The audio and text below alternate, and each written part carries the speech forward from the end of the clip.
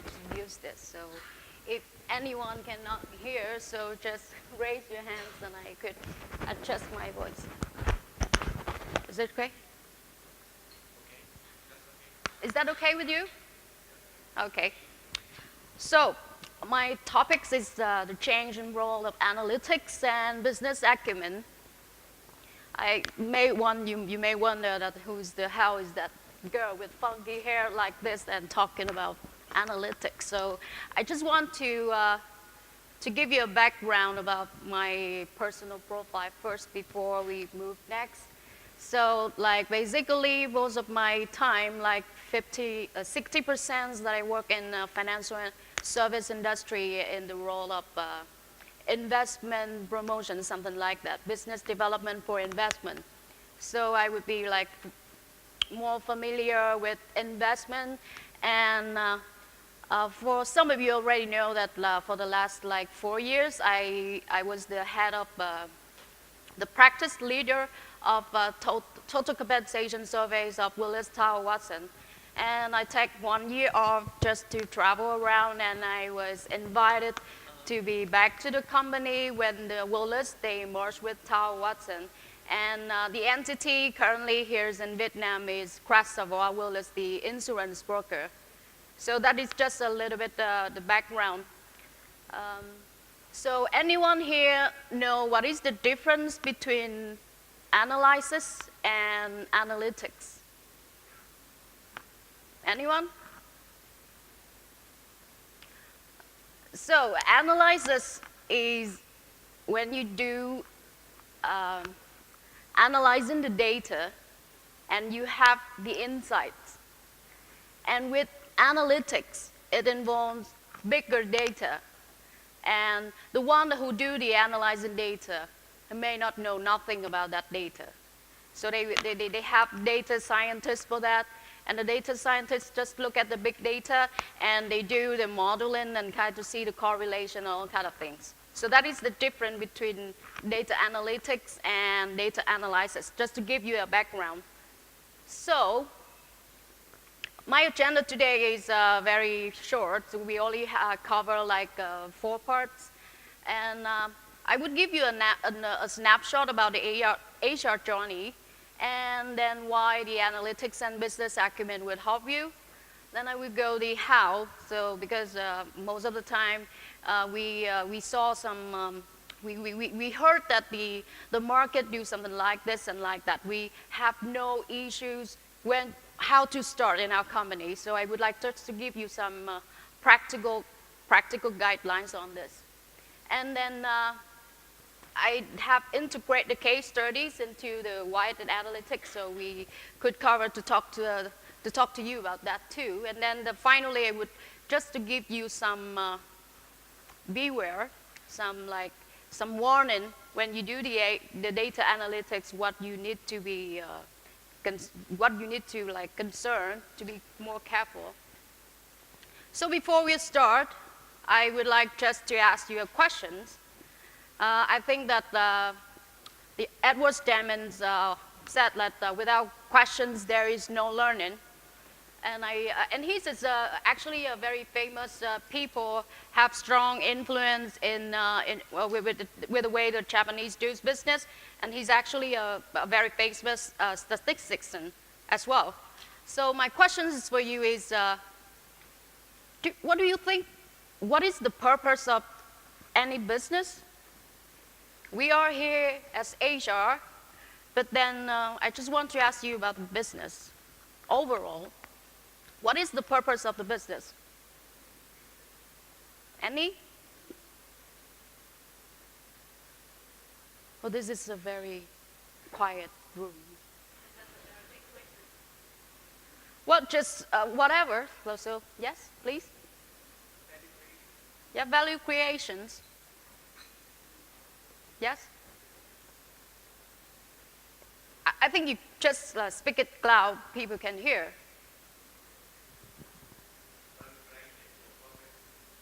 For profit, yes. That's fair enough. Yeah, profit. So we have value creations, we have profit, And yesterday there was an event talking a lot of things about happiness as well. So this is something that I personally have strong belief in this. This is like apparently one of the famous business speakers of the world, Peter. He says that the purpose of any kind of business is to create and keep customers. So if some of you that already joined the Tao Watson compensation surveys a long time ago, I always start my session with this. So I would like just to give a foundation. So to remind you, I understand that HR is a very, very difficult job. And you need to balance spending money, because you ask him for money, right? And you need to give valid reason why that you have to spend that. But at the end, any actions, any initiatives of you have to contribute to this purpose, because that is the objective of the business. You cannot keep increasing your salary all the time, but if your your revenue does not increase. So this is something that I would like to give a foundation before I move next. So this is the snapshot on Asia's journey. And actually this is something that I put a lot of my personal views on this. So we have actually Asia. We just look back at our history here, because I'm very fortunate to work with a lot of Asia, maybe 400 or 500 of them I know. And I could see, because I talked to them, so I know that we have different, we have many senior Asia, actually start this in Vietnam, and we could see that most of them, they start from personal administrations, and they have the educations in, they graduate in English or societies and society science or something like that. But recently I could see that many more young Asia professionals, they graduate abroad, and they actually have official education in Asia, and that is the good thing. But this is something that very formal. I think it happened all around the world. The HR professionals start from personal administration, then we move to management, and then strategic HR. And this is the evolutions of the function. We start from support function to what we call it now, is this kind of trendy in this market, HR business partner, right? And but out the overall, our utmost objectives is that we have to be a strategic HR, that we could help to business integrations. And that is the transformational work happen. So I don't know if you're aware that in the world, there's a trend that there's a lot of business leaders. They just take in charge of their own chief HR. It's like Google, like Airbnb. Most of the head of HRs, they started from business leaders. And also have some vice versa change as well. So, but also what I would like to highlight here is that we are always considered as a cost center. But if we can do the transformational work, we could be the investment center. I'm sorry that I talk investment language, but anyone here could tell me the difference between the cost center and investment center? You can? Yes. Yes, absolutely right. Because I was with the asset management industry for 4 years, so I could say with a cost center, you have to ask others for money, and you know that how you feel when you go to ask for money, right? And as an investment center, mostly people come to you like asking you to receive the money because they know that if they give you the money, there will be a return. So that is the difference between what I could show you, the end of the road, what would be the Asia would be, and that is the good news. But this is, I also would like to tell you some bad news here. Anyone knows the bad news? The bad news is that if we don't have enough support, we need to do all of these things, right? Even though that we hear the market, they do something like this, they do something like that. They have an Asia business partner, but actually the Asia business partner have to do a lot of transactional works as well, and it is overloaded. So we want to integrate more with the business. We actually want to do that much. But if we don't have enough of support, we don't have enough of the data and technology and kind of things, we have to deal with the transactional works as well. And then it makes you, the HR, like one of, because you're keeping you busy all the time, have not enough time to think. And that is why the HR analytics and the business acumen could help you. So I just want to give you a snapshot on this, like the future of work. This is something that the market talk all of the time, and I think like most of the feedback that I got when I asked my clients, what do you think about the future of work? And it's well, that is something that's quite far away, right? But the basically things of future at work is that we see that the business is changing. I think Vinasun or Mylan, they've never thought of there would be a day that any people who have a car could be their competitor. And I think with most of the professional ladies working here, have you considered like some of the officer working on your company, they actually spend your time like selling things on Facebook. Like, because I think some ladies are very active. They have a side jobs as well. And this is that like where the work designs and kind of things is changing. And actually, I have friends in Washington, and she said that her mom is a tourist agency, and like it just in 1 year, when the Agoda and Airbnb happened, she completely lost her job. And also in Washington, now when they deliver newspapers, they deliver it by robot. They have a small robot. It's just applied in some regions. But that is something happened in the US. So, and in Vietnam, what we see, we see that the workforce now is more diversified. We saw more people coming in, like young people, and they want very different things. So I won't consider because Gen Y, millennials, and I understand how that most of the views that, because I want flexible working and like work from home all the time. I want a flexibility that could help me to do the jobs. And how the structure, how your organization could help that is a thing.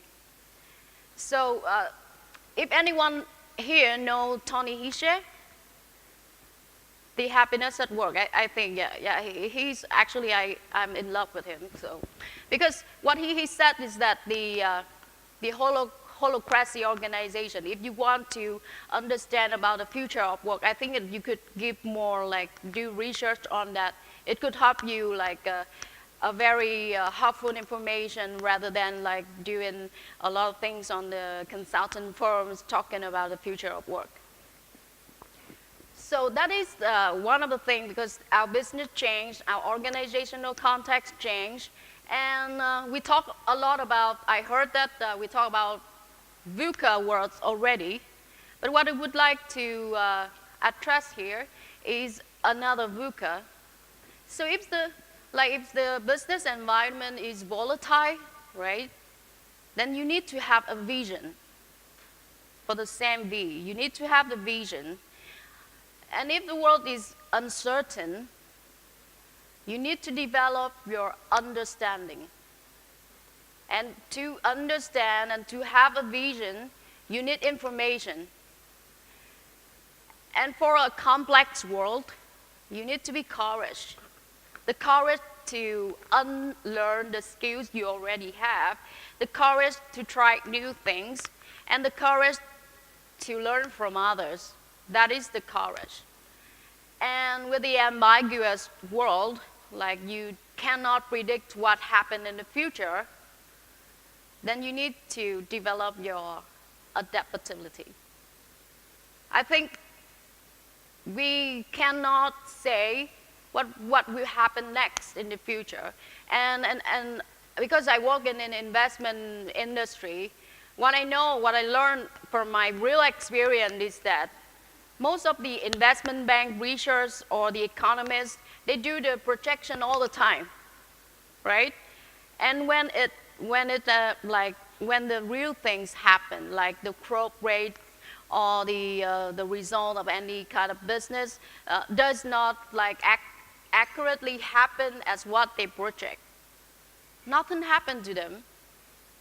So you need to develop your self-understanding, make your own decision, and that is the best way to deal with the VUCA world. Like, for example, you cannot rely on the prediction. That is just, the information is just for reference only.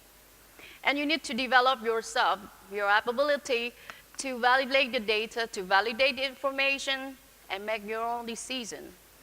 So I personally don't trust in any prediction of any securities reports and kind of things. Because what they write is maybe right at that time, not right in the future or in 3 months.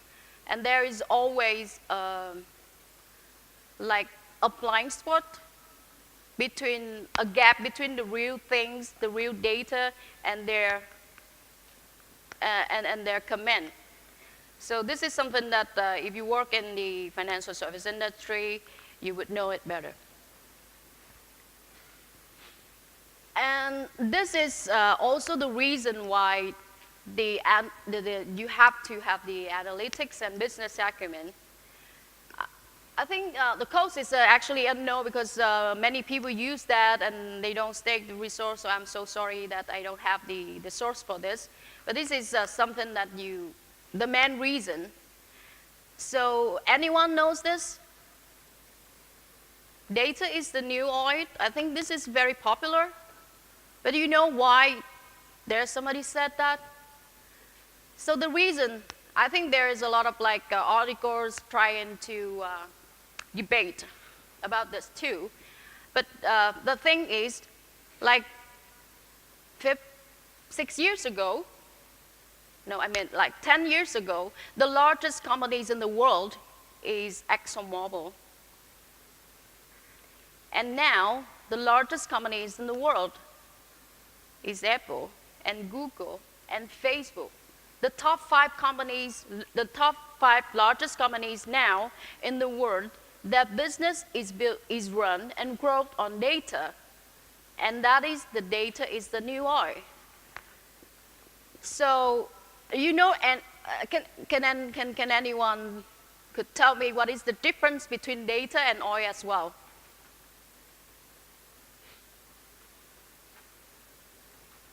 Any? Dimai?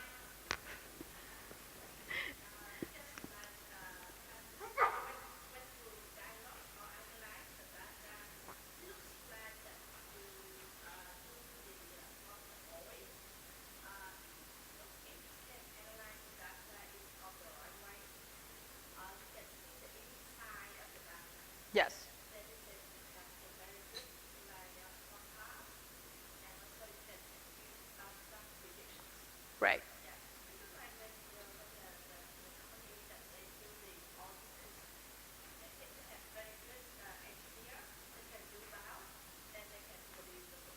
Yes. So that is the great answer, because I think, so in this room, you don't need the business acumen to understand that oil has some value, right? But data means different things to different people. That is the business acumen play a critical role, right? So for example, some like if you're not in the HR industry, you would not know. But as my personal observation, if I saw someone more often in the seminars, I could feel that people is going to change the company. This is very like, but that information might not be very helpful to like any of you. But to me, as that is one of my business partners, so I could see that. And just to tell you a story, so like for last year, when I was not actually working in Willis Tower Watson, and I have chance to meet with a very famous investor in the world. His name is Jim Rogers. He asked me to come to his house in Singapore to have breakfast with him. And actually, because I just like trying to email him and ask for some mentorship. And he was actually very, very friendly. And what he thinks is, he told me is the same. Chang, that you need to develop your ability to think. Maybe the same information to everyone, but you may withdraw the insights very different. And that is something that I really, I just step back and think. The information is, this is the age of the information overloaded.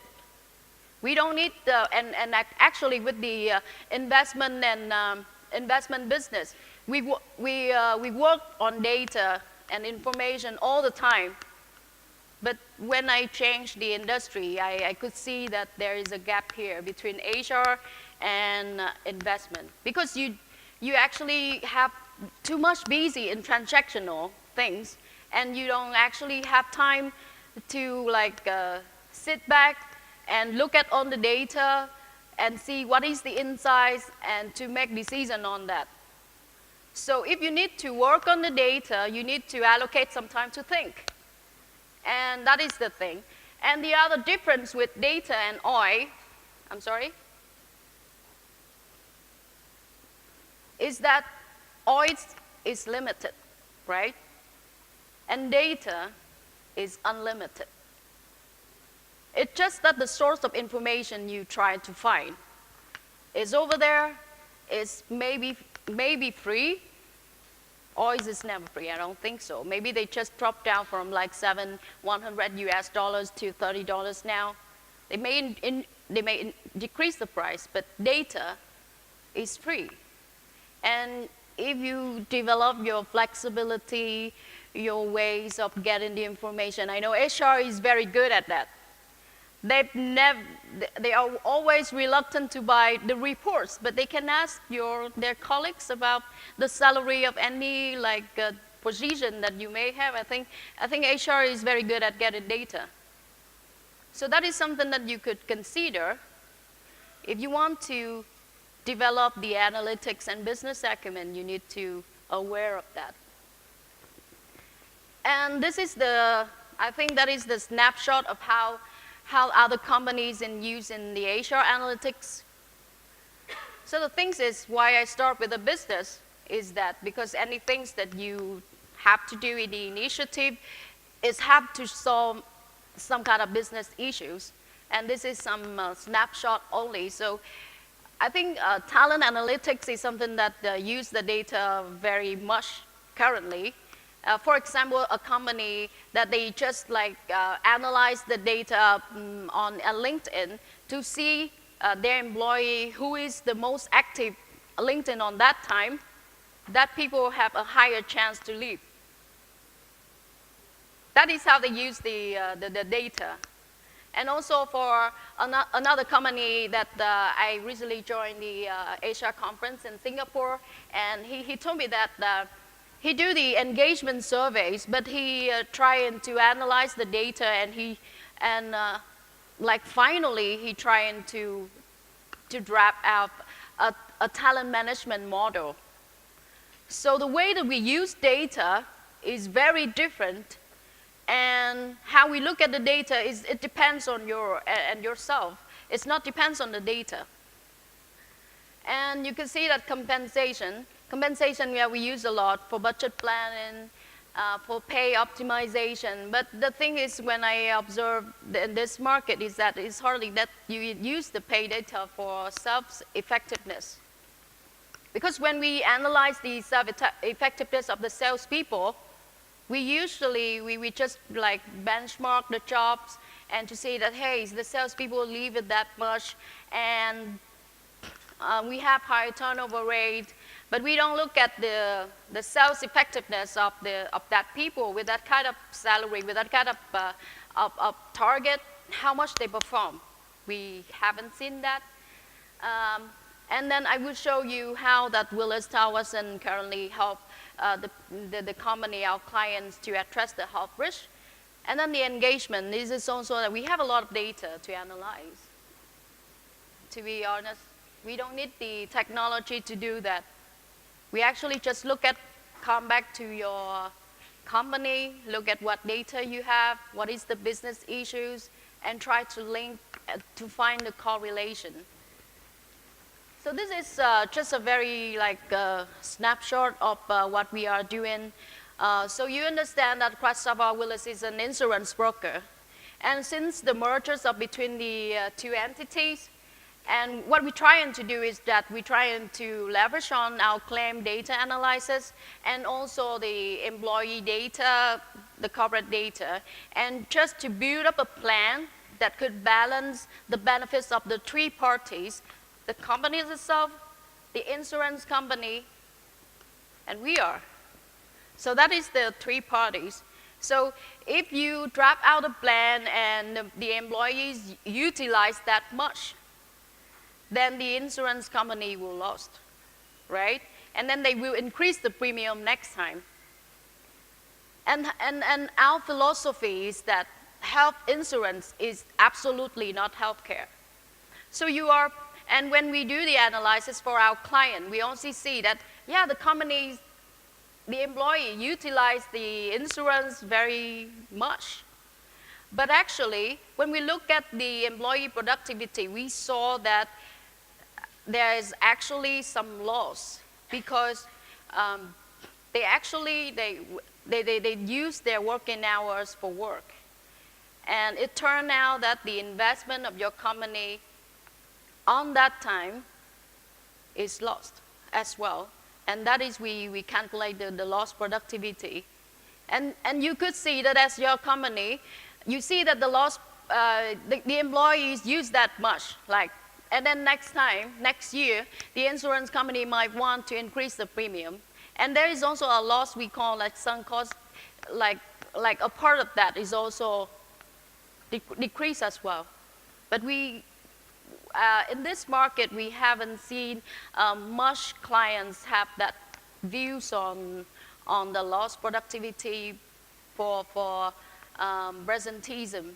For absenteeism, you see that very clearly, but for presenteeism as well. I trust that for someday, if you are sick, you have a cold, are you sure that you work 100% normally, productive as the day that you feel healthy? Yes, right? So health insurance is absolutely not healthcare. So we have something called more active prevention, health wellness solution. And I think that the good thing is that now we are taking care more of our employee. We ask for yoga session, for health talk, but then the management board asks you, hey, you spend money on that, but what is the return of investment on this activity? That you see that your employees is actually more healthy? You cannot say, right? You cannot say that you organize every quarter, you build a gym in your office and you ask people to come in for yoga session. But then when the management board that, hey, we invest a lot of money on this, could you see that Could you tell me that what is the return of investment on this? That is the how things come back. Because you could not see the actual money, the actual the figures to prove that your investment is profitable. You just do it sometimes that because other companies do it. And you tell your management board that we have to have this because this is something of the benefit of the employee. If we don't have it, they may leave to other companies. That's all. So how to do that? As I recently said, the right questions. What is your business issues that you would like to solve with HR analytics? And to ask the right question, you have to have the business acumen. So I would give very short on this because I think we don't have time. So this is if you address the business issue, then you need to have the hypothesis. For example, what is hypothesis? So you have the turnover, you have the sales revenue decrease. And as an HR, then you will drop out, have a questions like this. Is that because of the sales salaries is too low, so people don't have enough motivation to work, right? So that is the hypothesis, and then you do the data analytics. And for data analytics, what I would like to address is that you have to link the HR data and the business impact data. And in this case, HR data is the sales salary. The business impact data is the revenue that they bring in. And what is the target? What is the number they achieve? And we have to do all the analysis. And this is really a hard thing to do. This is very complicated things, and I could show you some tactics, but this is 2 days topics. And also the most important thing is the action plan on this. Maybe that you do all the analysis and you just leave it up. You have the finding and you don't work on it. That is the waste of money. So I would use this as the final beware. And just to end the session, I think I will be here around after the tea break. So if you have any question, you may come to me. When we working with data, beware of the bias. And the solution is think probability. So the bias is what? You always see what you want to see. So for example, you understand that you would the marketing director would like to increase their salary. He said that other of my friend is also the marketing directors. His salary is something like that, right? It's the same. Because when he says something like that, he always gets the information to support that his evidence. So the solution of HR is what? You need to think in a probability way. It means that you need to ask, okay, in this market, right? How many companies have the same job scope as you are and pay at the same salary? You need to identify that number so that we could gather enough facts to propose.